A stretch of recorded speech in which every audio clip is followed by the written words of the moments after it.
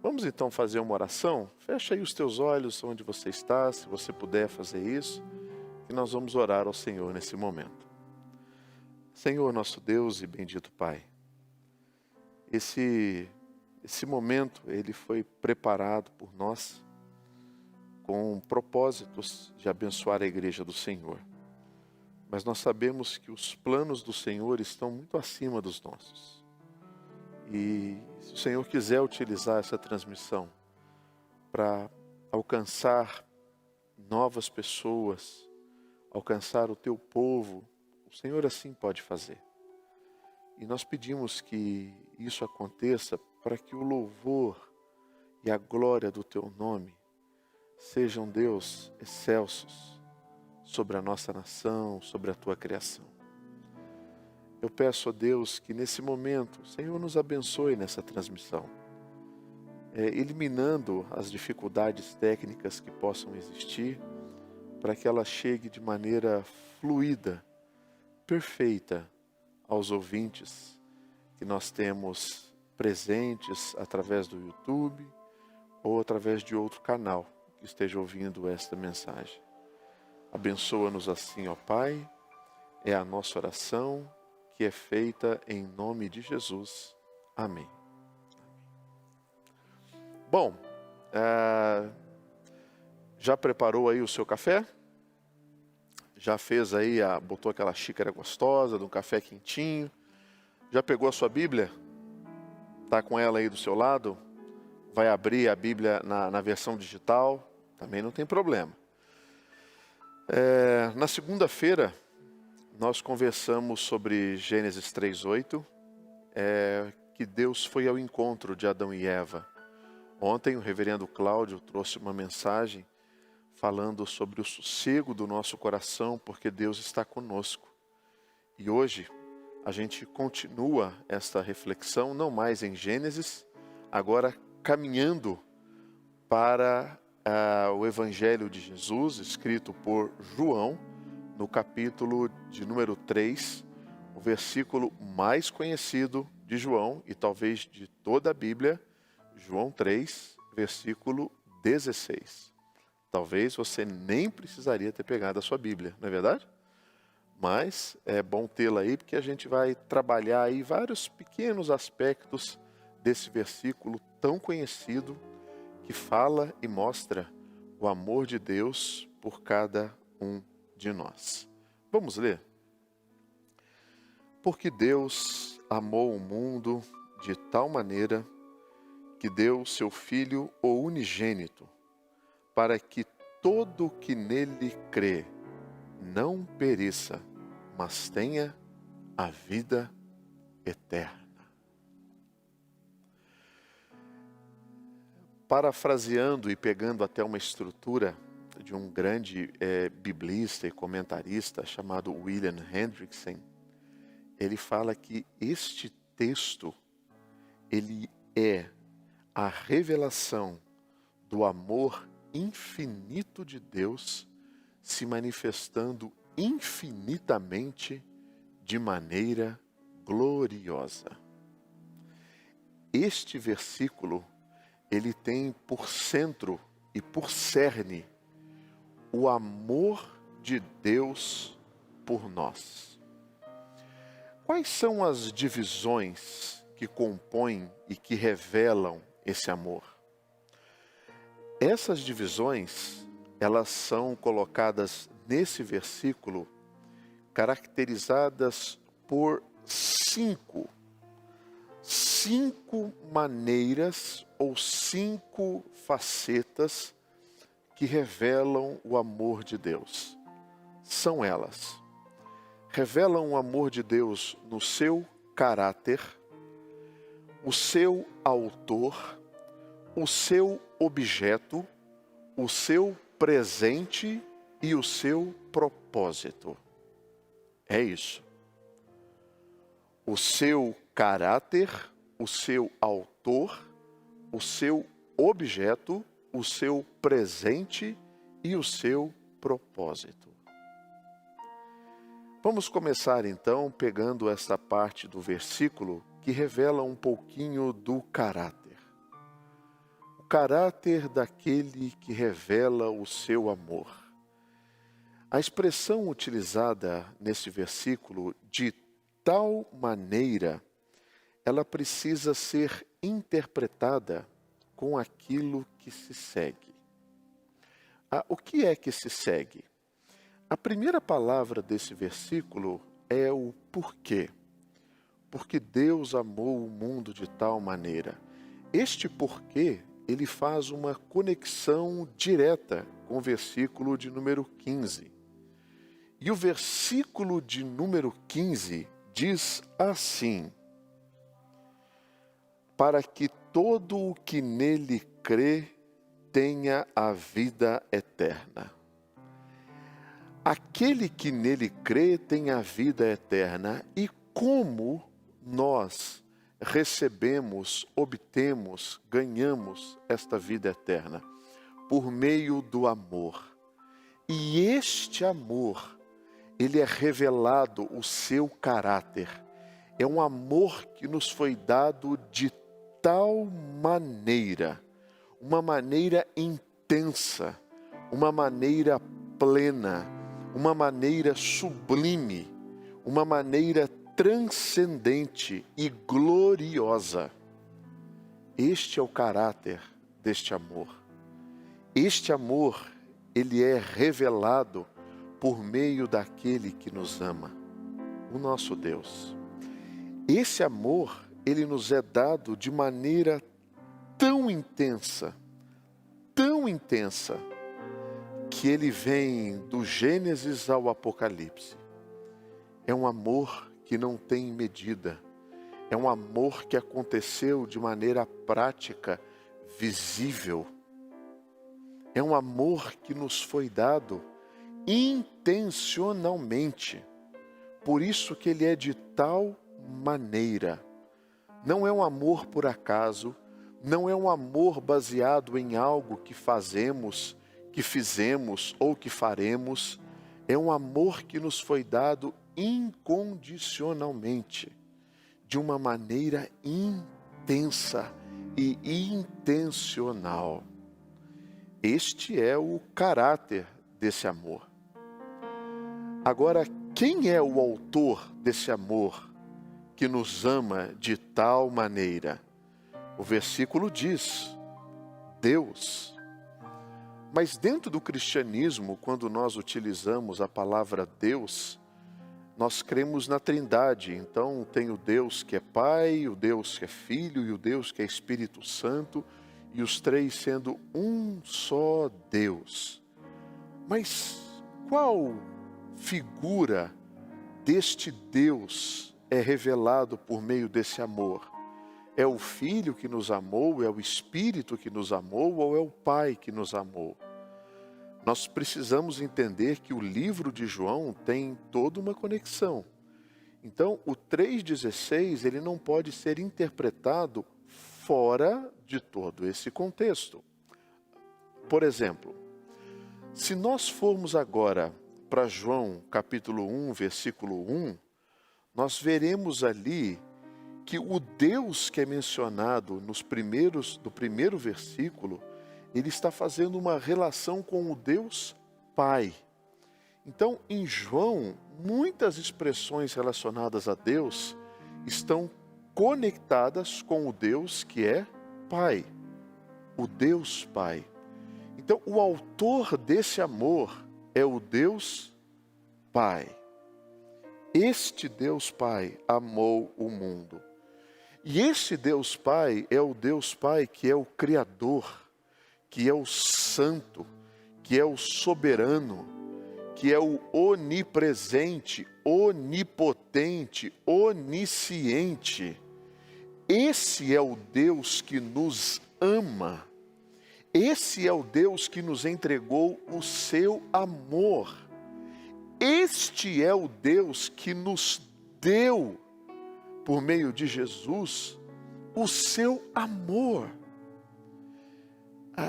Eu não sei você, mas é muito provável que você tenha pessoas que você admira. Não tem? Você não tem um ator, uma atriz, um cantor, uma cantora, né? Se você é mais jovem e está nos assistindo, de repente você tem um youtuber que você admira muito, você tem algum influenciador, uma influenciadora digital que você tem assim muita admiração, e de repente essa pessoa começa a seguir você também. E você recebe uma notificação lá: nossa, fulano, fulana está me seguindo. Puxa, isso é tão animador para você que admira.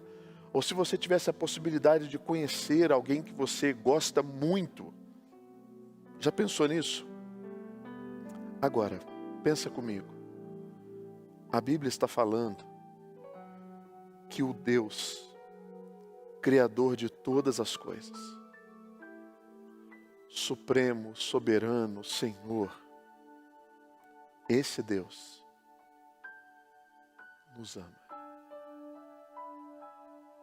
Esse Deus nos ama. Ele é o autor deste amor. Qual é agora o objeto desse amor? Esse amor é dirigido a quem? Qual é o alvo? A quem se destina esse amor? E aí nós temos a palavra que é o mundo. O mundo. Preste atenção. De que maneira a gente deve interpretar este mundo que é o objeto do amor de Deus? Será que é um mundo como um todo? Todo o planeta Terra? Todas as aves? Todos os animais? Será que esse mundo são todas as pessoas? Será que esse mundo, ele é todo o cosmo, toda a Via Láctea, toda a criação? Ou esse mundo, ele é um mundo que a Bíblia fala às vezes como sendo a parte pecaminosa da criação de Deus? Que mundo é esse? Então, vamos destrinchar um pouquinho essa reflexão para a gente entender um pouco melhor que mundo é esse. O objeto desse amor, ele é o mundo. Mas este mundo, ele é colocado aqui em João como sendo a humanidade. Pastor, mas a humanidade também, ela tem duas facetas, pelo menos, de interpretação. Eu posso entender aqui humanidade como sendo a humanidade homens, ou humanidade como sendo a minha parte falha, carnal, pecaminosa. Já usou a expressão assim? Ah, pastor, é a minha humanidade, né? Eu sou homem, eu sou uma mulher, eu também peco, eu também erro, desculpa, é a minha humanidade. Será que Deus ama esta humanidade? Ou é outra humanidade? É outra humanidade. Não é essa parte negativa e ruim da nossa vida. O Senhor ama o ser humano. O ser humano. Não é a humanidade como o domínio do mal. É que o ser humano, ele é o objeto do cuidado e do amor de Deus. O ser humano, ele passa a ser o destino do amor de Deus por nós. E esse destino do amor de Deus por nós, ele é manifestado através de Cristo Jesus, o nosso Senhor. Cristo, o nosso Senhor. A humanidade e os homens, eles são aqui, podem ser caracterizados por qualquer homem, qualquer mulher, de qualquer raça, de qualquer tribo, de qualquer nação. Ele é caracterizado absolutamente não mais como a restrição de um povo, mas a abrangência de toda a criação de Deus, de todo ser humano criado por Deus. Isto é o alvo do amor de Deus por nós. Percebe? Tendo dito isto, a gente precisa entender que nós somos o alvo desse amor, porque todo ser humano carrega em si a imagem de Deus. A imagem de Deus está impregnada, ela está inserida, ela está estampada em cada ser humano. Nós somos como um espelho que reflete a Deus. Pastor, mas e o pecado? O pecado não manchou e não sujou essa imagem? Ele não foi como uma graxa lambuzando o espelho, impedindo que se visse a imagem refletida com a semelhança daquele que nos fez? Sim, o pecado faz justamente isso. Mas Deus não rejeitou a sua criação. Ele amou a sua criação. Por isso que esse amor, ele não é um amor que funciona, você faz e Deus concede. Você se comporta bem e Deus te ama. Você se comporta melhor ainda e Deus te ama mais ainda. Não. Esse amor não tem essa característica. Este amor, ele é um amor que surge primeiro em Deus, independente das nossas ações, independente do que eu fiz anteriormente. O Senhor me amou. Este é o alvo. E esse amor de Deus por nós, ele vem acompanhado de um presente. Qual presente é esse? O seu Filho unigênito. Deus toma aquilo que ele tinha de mais precioso, o seu Filho, e entrega por amor a nós. Isso é amor. Um amor não pode ser medido por emoções que não são transportadas para ações. Amor não pode ser mensurado única e exclusivamente internamente. Ele precisa ser exteriorizado por meio de ações. Porque ações revelam definitivamente o amor.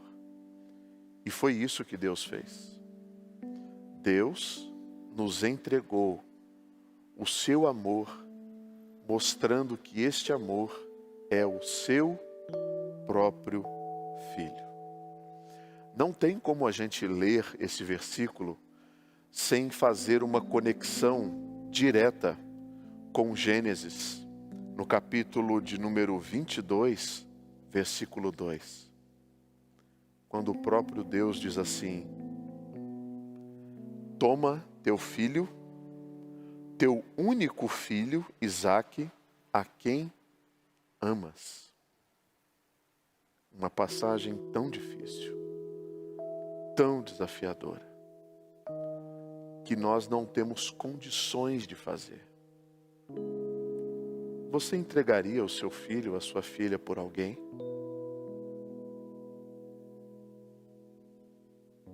É impensável isso. E Deus fez isso por amor daqueles a quem Ele deseja salvar. A humanidade a quem Deus deseja salvar. Agora, por que Deus fez isso? Para que Deus fez isso? E o versículo continua: para que todo aquele que nele crê não pereça, mas tenha a vida eterna.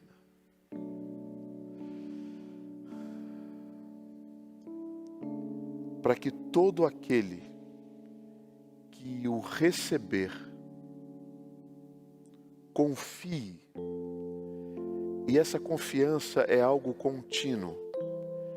Eu confiei ontem, eu confio hoje e eu confiarei amanhã. E confiando no Senhor, eu tenho a vida eterna. É tão difícil a gente falar sobre eternidade em um mundo absolutamente material. É tão difícil a gente vislumbrar uma vida eterna quando eu tenho uma vida terrena e eu tenho as coisas que são aqui da terra. Eu tenho família, eu tenho emprego, eu tenho sonhos, eu tenho desejos de viajar, de comprar uma casa, de trocar o meu carro, de pensar no futuro dos meus filhos, numa boa escola, numa boa educação. Eu tenho desejos e planos, ou ainda de casar, de ter filhos, ou eu tenho ainda planos e desejos que já aconteceram, e eu dou graças a Deus por isso. Então eu quero mais de coisas que são aqui da terra. Mas o sacrifício e a morte de Cristo não veio a nós para nos conferir benefícios terrenos. Eles são espirituais.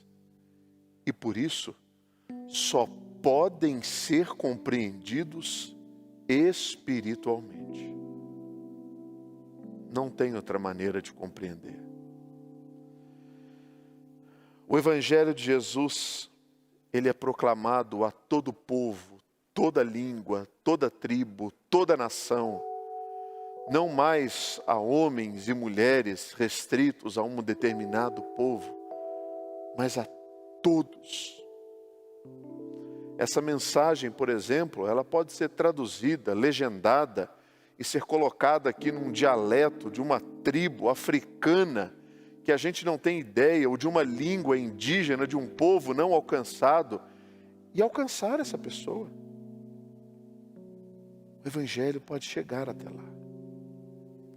E se essa pessoa crer e confiar, ela entender o que Cristo fez, o que Deus fez, ela não mais perecerá, mas ela terá a vida eterna.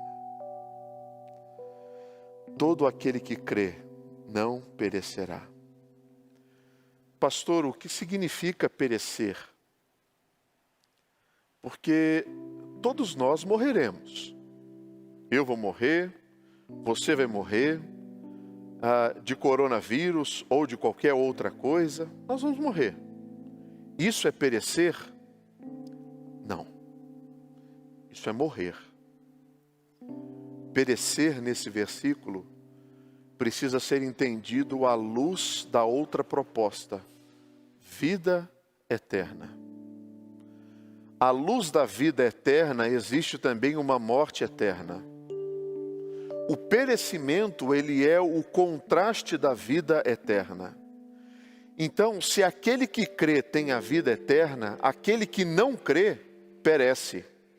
E perecer significa você conhecer não mais a face amorosa de Deus, mas ser revelado a você a face eterna da ira de Deus. Isto é perecer. Se o céu é o ambiente da revelação do amor de Deus, o inferno é a revelação da justiça e da ira de Deus. Aquele que crê, aquela que crê, não mais tem contato com a ira de Deus, mas desfrutará da vida eterna de Deus.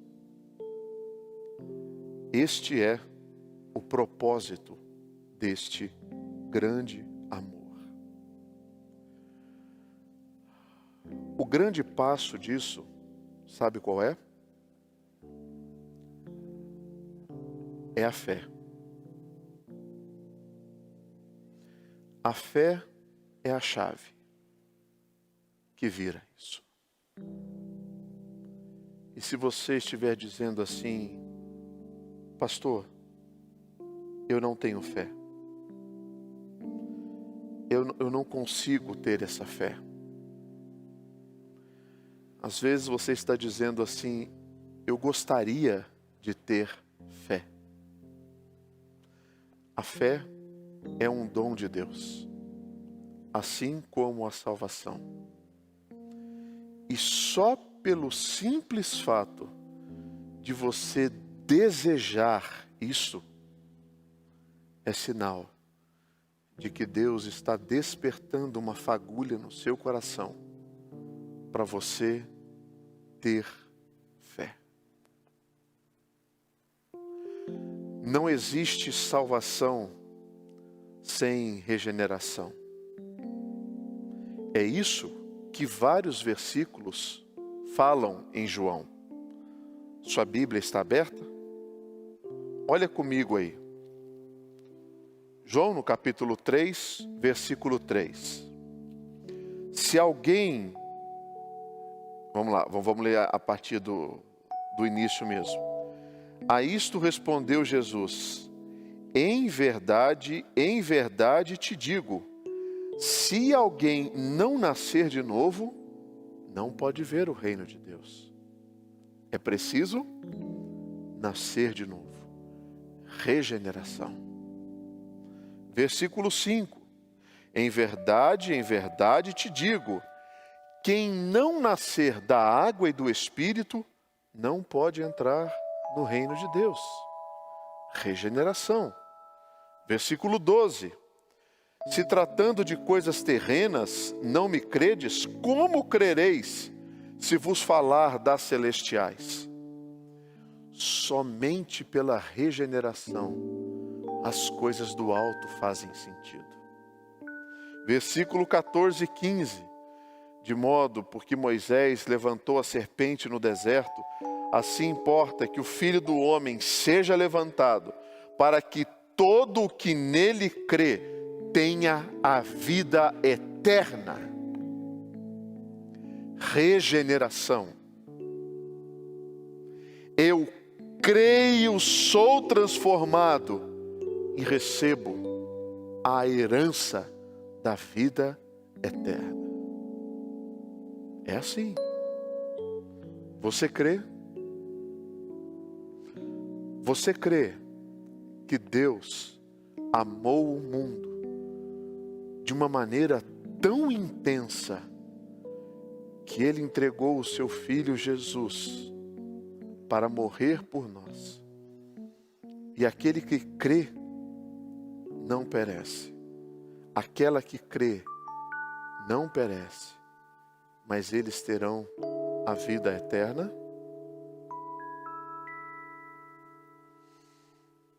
Este é o último ponto do nosso estudo. Jesus Cristo, o seu amor revelado por Deus, mostra o seu propósito. Quem sabe, você que nos assiste aí, onde você estiver, seja quem você for, não interessa mais o seu passado, não interessa mais as coisas que passaram. O amor de Deus alcança você. Nada, nada, nada pode nos afastar desse amor. Deus nos deu o seu Filho. Ele nos dá a fé para nós aceitarmos o Filho. E Ele nos dá a vida eterna como recompensa deste exercício da fé. A Ele seja a glória pelos séculos dos séculos, hoje e para todo sempre. Amém.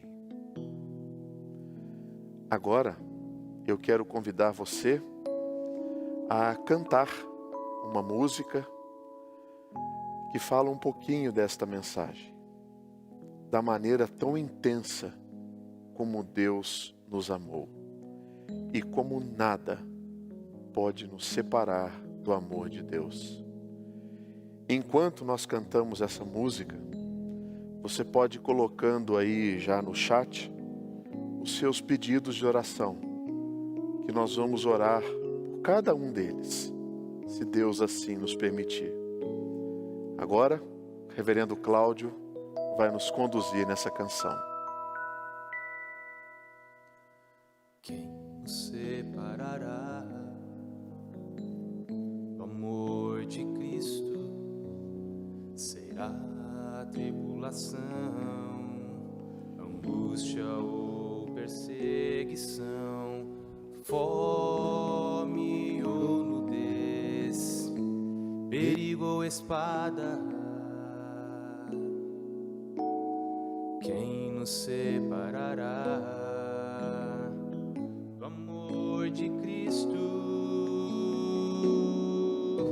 Porque eu estou bem certo de que nem morte, nem vida, nem anjos, nem principados, nem coisas do presente, nem do porvir, nem poderes, nem alturas, nem profundidade, nem qualquer outra criatura poderá nos separar do amor de Deus que está em Jesus Cristo, nosso Senhor,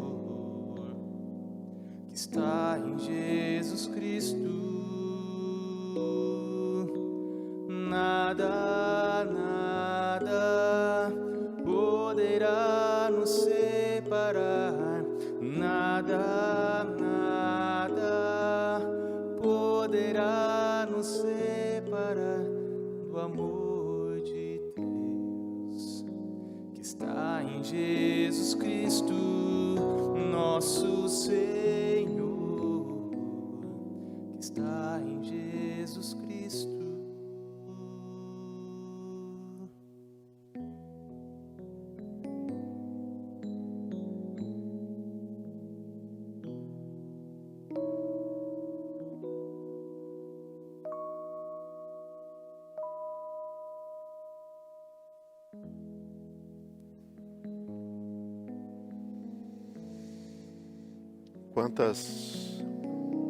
Quantas verdades contidas nesta palavra. O amor de Deus, o amor inseparável de Deus por nós. O Senhor nos toma na sua mão e ninguém pode nos tirar das mãos do Senhor, nem nada. Nós vamos orar agora pelos pedidos dos irmãos e irmãs que colocaram aqui, pedindo para que o Senhor atenda segundo a sua vontade. Toda oração, ela é o encontro de duas vontades, da nossa e a de Deus. Se elas estiverem no mesmo caminho, o Senhor atenderá. Se elas estiverem em caminhos opostos, o Senhor não atenderá, porque o que prevalece é a vontade dEle. Então orar é se sujeitar à vontade de Deus. Vamos orar?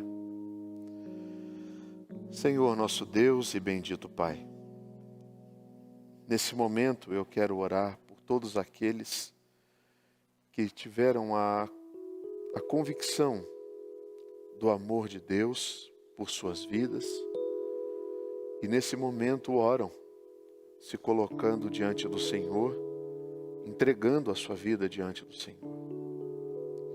Eu oro agora também, Senhor, pedindo pelos nossos governantes, para que o Senhor traga sabedoria a cada um deles, para que eles sejam a expressão da Tua graça e do Teu amor sobre cada uma das nações que eles governam.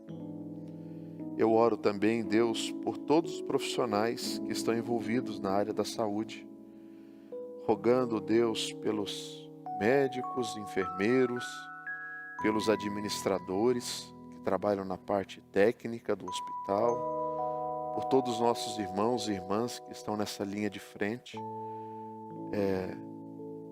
nutricionistas, fisioterapeutas, toda a equipe de limpeza hospitalar, como já oramos anteriormente, colocamos de novo diante do Senhor, através de súplicas a Ti. Rogamos a Deus por aquelas pessoas que estão em situação de risco, que não têm uma casa, um lar, que estão na rua durante todo esse período.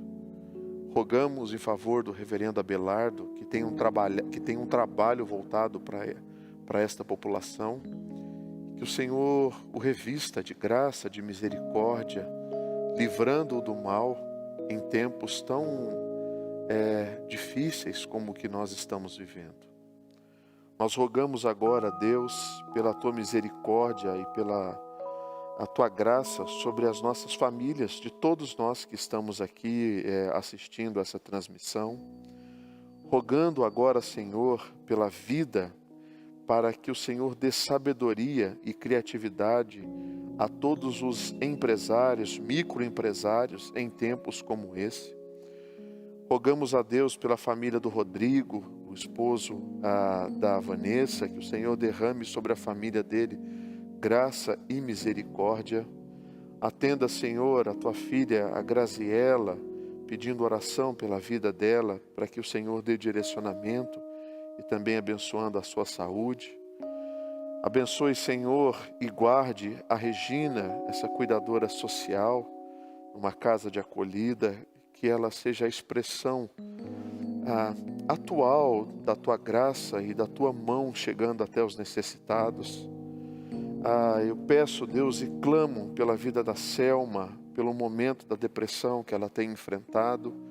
Ó Senhor Jesus, auxilia, dê misericórdia, dê graça em Cristo Jesus, para que ela se veja com sabedoria para lidar em momentos como esse, procurando tanto ajuda médica como medicamentosa, como também espiritual. Eu peço, Deus, agora por todos aqueles que estão sem condições de tirar o seu sustento. Abençoa-o, Deus, e traga a Tua misericórdia até eles. Nós oramos pela cura física e espiritual de todo o mundo, para que ele se recupere de toda esta pandemia. Intercedemos, ó Deus, pela sobrinha da Érica, a Marília, que está solitária na Espanha, que o Senhor tenha misericórdia dela, Pai, no nome de Jesus. Peço, Deus, pela vida da Stephanie, que o Senhor revele a ela Teu amor e Tua misericórdia, Pai, no nome de Jesus. Nós oramos, Senhor, para que a Tua vontade, ela continue sendo boa, agradável e perfeita, não só aos Teus olhos, mas também aos nossos olhos, Senhor. Guarda-nos, Deus, também, liderança da Igreja de Vila Mariana, seus pastores, presbíteros, diáconos, líderes de ministério, para que a gente continue, Deus, servindo ao Senhor com integridade e fidelidade de coração. É a nossa oração feita em nome de Jesus. Amém.